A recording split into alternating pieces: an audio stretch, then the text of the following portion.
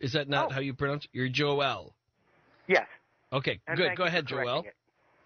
Go ahead. Hey, I have a quick question about one of the web pictures that you posted, Mr. Henry, this evening with Coast to Coast AM. And it has to do with the superimposition of the God particle track upon the icon of Jesus. Is that white superimposition shape an exact part of one of the two previous pictures Yes. that are posted above it? Yes. What I did is I took they have a simulation, a computer simulation of what they think the God particle will actually look like when they are able to perceive the signal from it. And so I showed that piece of computer-generated art, and then I showed the logo of the God particle, which is very distinctive, and then superimposed that logo over a 16th century depiction of the Transfiguration of Jesus.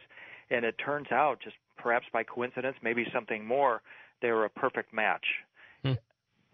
Very interesting. And you can find that at coasttocoastam.com and link up to William Henry there. I liked Joel's comment about an L of a show tonight. Let's go to Anita in New York on Coast to Coast AM for William Henry. Anita? Yes, one of my favorite guests, Eon, woke me up. I have a couple of brief comments and then my question, and I'll listen. Oh, and we're really tight, so I don't know how. Absolutely. Okay, go ahead. I want to confirm that he's going along the right line, because in the mid-'90s, I interviewed on Manhattan Cable a young brother, can't say his name right now, who wrote a book called The Ankh, and he actually demonstrated on air that it was a battery. And as to the Dalai Lama, Sean David Morton and Nexus Magazine has a lot of documentation that he's a CIA asset, so we won't look for him for the purification. But my question relates to having just finished a book called Shamanism and the Mystery Lines, Ley Lines, Spirit Paths, Shape-Shifting, and Outer-Body Travel. So I'd like him to speak of how his work ties into ancient indigenous shamanism. And Ausar, A-U-S-E-R, was the original African name of Osiris. Do we get our word seer, Osir, from that? And I love your program, Eon. Thank you so much. William Henry, there's a lot there. I'll leave it up to you to unpack what you want to comment on. Wow. Well, obviously people have been working on this for a long time and have recognized that we are on a path here towards recreating perhaps some ancient conditions, reclaiming this ancient knowledge and being able to use it for higher spiritual purposes. And that's where we're all aimed. And I think as long as we've got our hearts and minds tuned to that, we're going to be just fine. And I just have to say, the Dalai Lama is a CIA asset. Give me a break. You know what? I don't know why that, of all the things she mentioned, that's the one that didn't surprise me at all. No, I'm really serious, and I wonder about that, because I wonder whether at some point, you look at the history of Tibet, it was overtaken both politically and militarily by communist China. You have an interest on his part to try to see his country restored to its own autonomy. So I wonder whether you might make a deal with somebody like a CIA if it meant that in return you got information or you were able to more effectively protect the freedom of your people. Mm-hmm. I guess I wouldn't rule that out at all. The more I read about the CIA and the people that work out these complicated quid pro quos, there's a lot that you can also get from the CIA in exchange for what you give. Sure, but the inference to me, the way I interpreted it was to say they're trying to say that somehow don't pay attention to the Dalai Lama. He's a stooge, or he's like Saddam Hussein who was also a CIA asset. So, Oh no, I'm with you there, and especially because asset in the movie The Bourne Ultimatum means killer, and that's a really hard way to look at the Dalai Lama, is that he would be out there taking out people with contracts. But wildcard line, PJ's in San Antonio, Texas, on Coast to Coast AM for William Henry. Go ahead, PJ.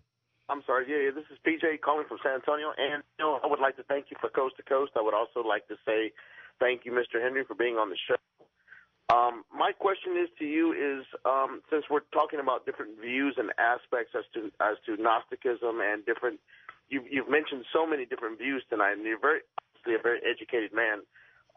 Do you believe in immortality, in actually reaching this spark, this divine spark, what I call a magnum opus, Do you actually believe that immortality is possible?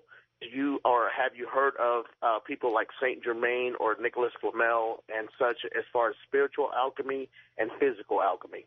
Oh, good questions. Go ahead, William. Yeah, I do believe in that, and I think that that is, in fact, the quest of our life. Earlier I mentioned the statement by Jesus in the Pistis Sophia to seek the cleansing mysteries that will purify us and transform us into a being of pure light, an immortal being of light, so that we can inherit the light of the kingdom. And what that means to me is that we'll be able to travel the galaxies as immortal beings of light. We'll be able to even perhaps enter into the dark realms, the other 95% of the universe that remains unknown to us. And do you know of anybody who has ever done time travel?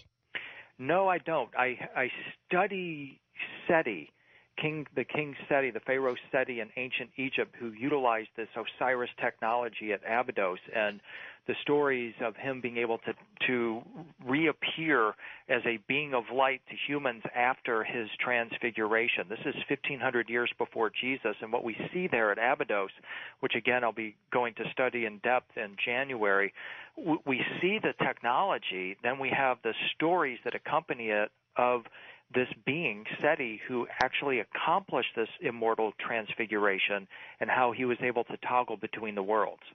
Let's go to Frances. She's in Los Angeles. Oh, I'm making an assumption that it's a girl, Frances. Yep. It could be could be a guy, Francis, although that's less common now these days.